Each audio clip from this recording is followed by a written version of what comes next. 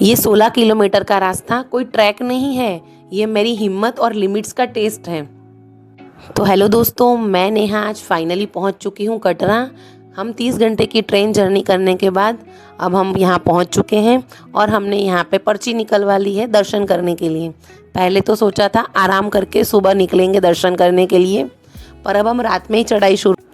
इसके लिए मैं रूम पे गई, थोड़ी फ्रेश हुई, उसके बाद में हम निकल गए चढ़ाई के लिए। तो रिक्शा में बैठ के हम मंदिर के तक पहुंचेंगे। मंदिर जाने के बाद हमको करवाना पड़ेगा हमारा बैगेज चेक।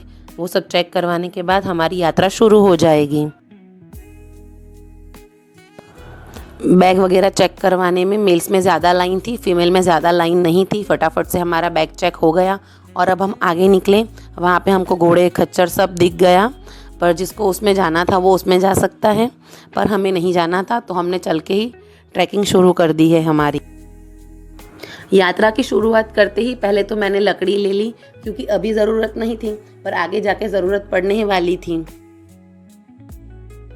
ये यात्रा 24 घंटा चालू रहती है, तो आप कभी भी आओ, आपको ऐसा नहीं लगेगा कि रात है कि दिन। सारी दुकानें खुली मिल जाएगी। आपको हाइड्रेटेड रहने के लिए नींबू पानी, नींबू शरबत यहाँ हमेशा मिलता रहेगा, छाछ वगैरह, जैसे आप चाहो। यात्रा में आगे बढ़ते हुए जहाँ जहाँ दर्शन करने वाली जगह आएगी वहाँ हम ज़रूर रुकेंगे। अब हम दर्शन करने वाले हैं चरण पादुका के, तो चलो दर्शन करते हैं। दर्शन करने के बाद आगे बढ़ते हैं और बहुत सारी दुकानें हैं, वहाँ से शॉपिंग करने का तो मन हो जाता है, पर इतना लेके चढ़ नहीं सकते, तो रिटर्न में लेंगे कुछ प्रसादी वगैरह। जैसे ही मेरी यात्रा आगे जाती है, वैसे ऊपर जाके इतना अच्छा व्यू दिखता है और ऐसा लगता है कि हाँ, इतने ऊपर आ गए हम।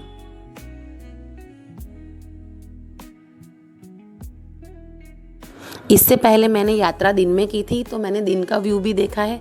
दिन में इतना अच्छा व्यू था। आज मैंने पहली बार रात का व्यू देखा, ये भी बहुत अच्छा रहा।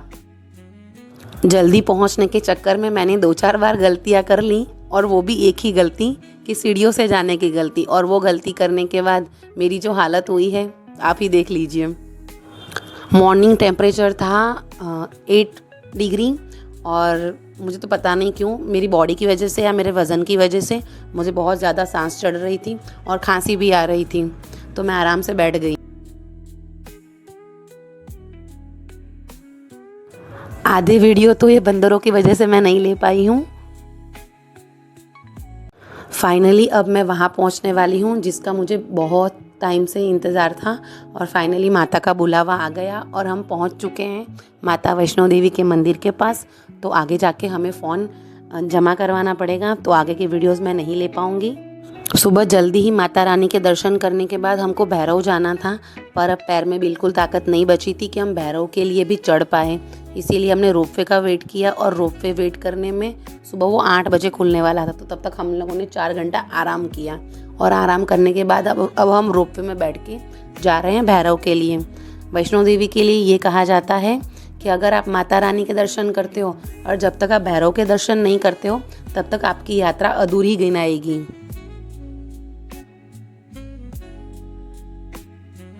भैरव टेम्पल के दर्शन करने के बाद हमने यहाँ पे बहुत सारे वीडियोस फोटोज़ लिए हैं, जो मैं आपके साथ शेयर कर रही हूँ।